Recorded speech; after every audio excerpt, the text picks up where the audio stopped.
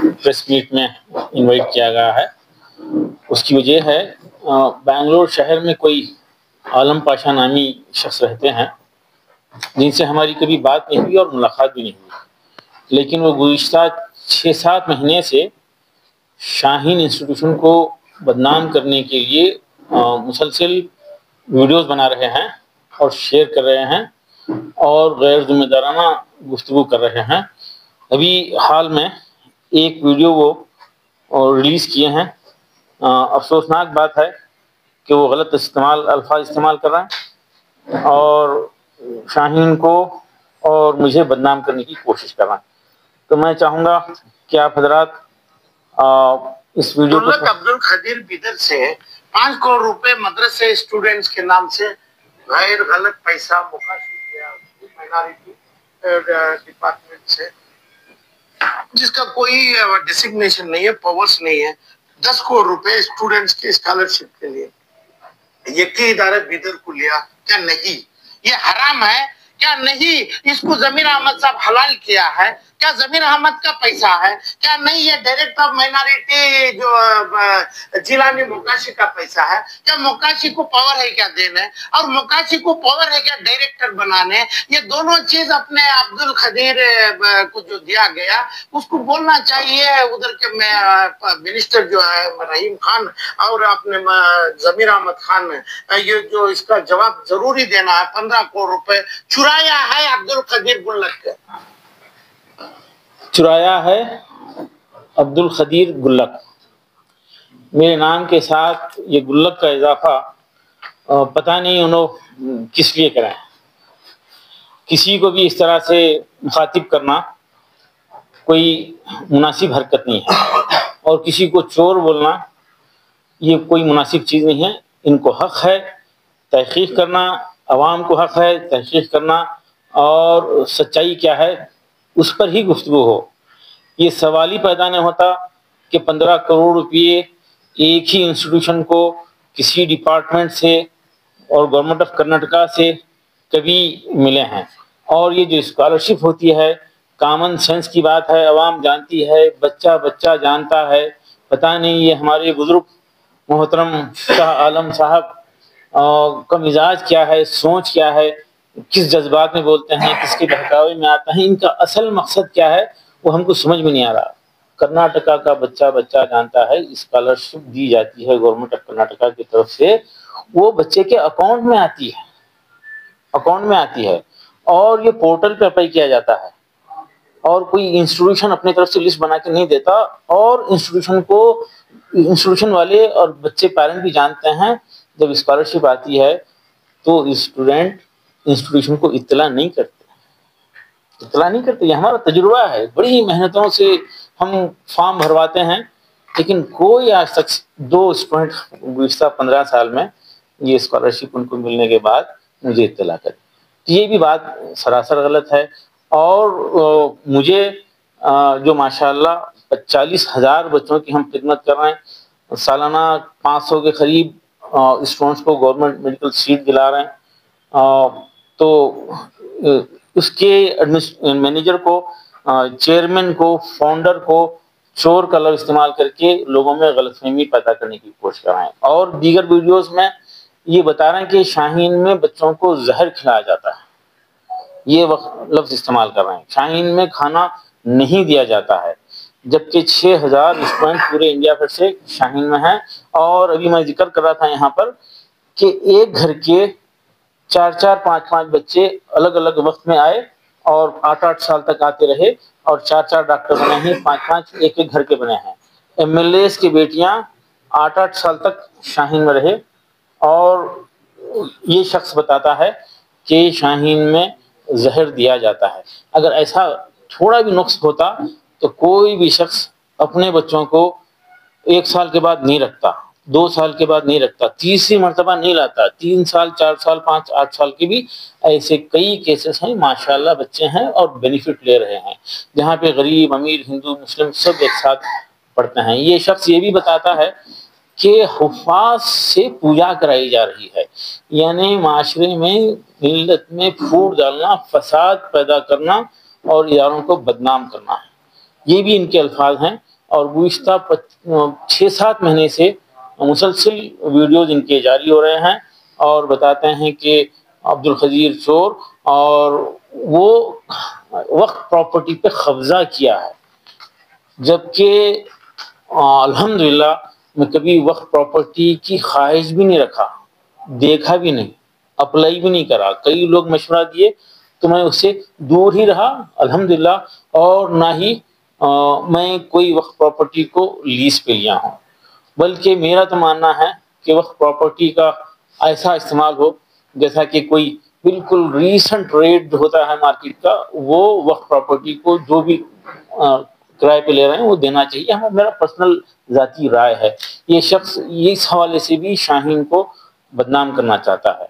بیدر کے لوگ جانتے ہیں، یہ گلک کا شاید ان کو کنفیوژن ہوا ہے۔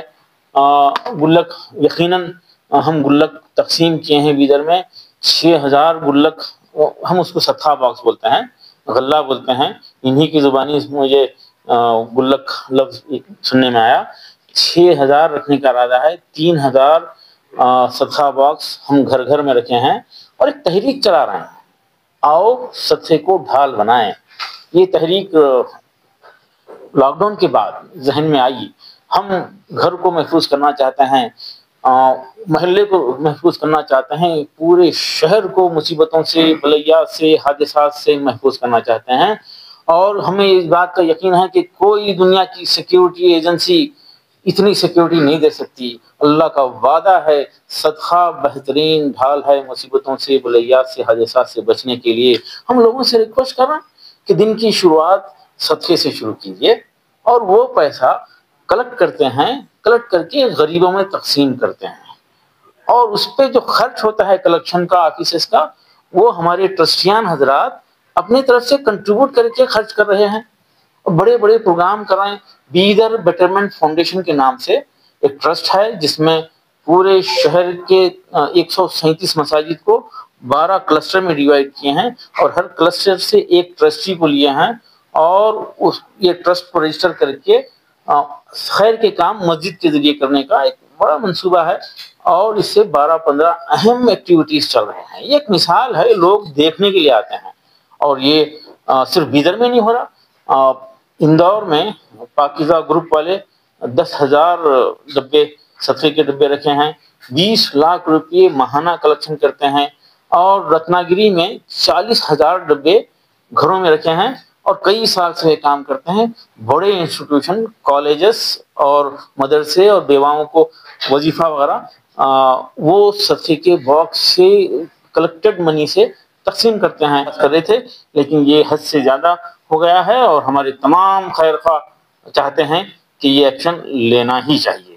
آپ گلک کے تعلق سے بیدر بیٹرمنٹ فاؤنڈیشن کرتے رہیں گے، ایسی رکاوٹوں کو شدت کے ساتھ روکیں گے، اور یہ جو محترم ہیں، یہ پتہ نہیں بنگلور والے ان کو کس طرح سے برداشت کر رہے ہیں، پتہ نہیں۔ مجھے بتایا جا رہا تھا کہ نہیں، ان کا اثر نہیں ہوگا۔ ٹھیک ہے، بنگلور والے اثر نہیں لیتے، عادی ہو گئے ہیں سنتے سنتے، لیکن ان کی باتیں بہار والے سنیں گے، ان کی باتیں یو پی والے سنیں گے، تو وہ کیا تاثر لیں گے؟ وہ شاہین گروپ آف انسٹیٹیوشن کے تعلق سے کیا تاثر لیں گے؟ اس کے لیے ہم یہ ایکشن لینے پہ مجبور ہیں، اور ہم کسی بھی صورت میں ان حرکتوں کو کبھی بھی جو ہے برداشت نہیں کریں گے۔ ہم اپنا ایکشن ضرور لیں گے۔ صاحب ایڈوکیٹ کے ذریعے یہ نوٹس ہم بھیج دیے ہیں، رجسٹرڈ پوسٹ بھیج دیے ہیں، اور 3 دن کے اندر اندر اس کا جواب نہ دیں اور معافی نہ مانگے، میڈیا کے سامنے معافی نہ مانگے، تو ہم جو ہے فوری نیکسٹ ایکشن لیں گے۔ کسی بھی صورت میں اس کو ہم اب نظر انداز کرنے کے موڈ میں نہیں۔ تلنگانہ کا ہے، اور وہ 2nd ایئر کا اسٹوڈنٹ ہے، ڈگری کا اسٹوڈنٹ ہے، اور کئی مہینوں سے وہ سسٹم کو فالو نہیں کر رہا تھا۔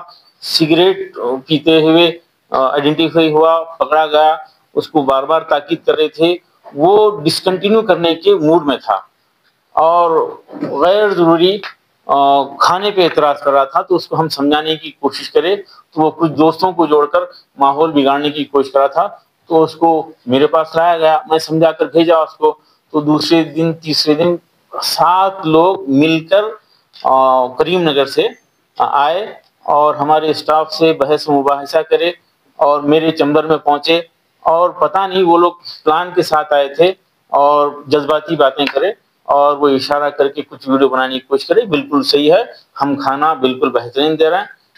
میں 12 سال اسٹوڈنٹس کے ٹیبل پہ بیٹھ کے کھایا ہوں. ہمارے سارے پرانے اسٹوڈنٹ جانتے ہیں, گیدر جانتا ہے. اور جو پیرنٹس آتے ہیں ایڈمیشن کے دوران, خاص طور پہ جون جولائی اگست میں, روز 300 سے 500 پیرنٹس کے لیے لنچ کا انتظام ہوتا ہے. ہمارے 200 اسٹاف ریپیوٹیڈ اسٹاف جو بیچلرس ہیں سب جو ہے ہمارے میس کا کھانا کھاتے ہیں. اور جس دن کھانے کے تعلق سے یہ بچہ اعتراض کر رہا تھا, اس دن بیدر کی معروف شخصیتیں, ہماری ایک نئی آرگنائزیشن ہے بیدر ناگرک سنمارگا سمیتی, ان کے ڈائریکٹرز کے ساتھ وہی جو ہے کھانا ہم کھائے اور وہی خورما جو ہے ہم کھائے جس پہ اس بچے کو اعتراض تھا. تو کروڑ روپے جو اسکالرشپ یہ ہیں, جیسا کہ میں پہلے بتا دیا کہ گورنمنٹ کے 10 روپے بھی لینا ہے تو اس کے لیے فائل بنتی ہے, سسٹم بنتا ہے.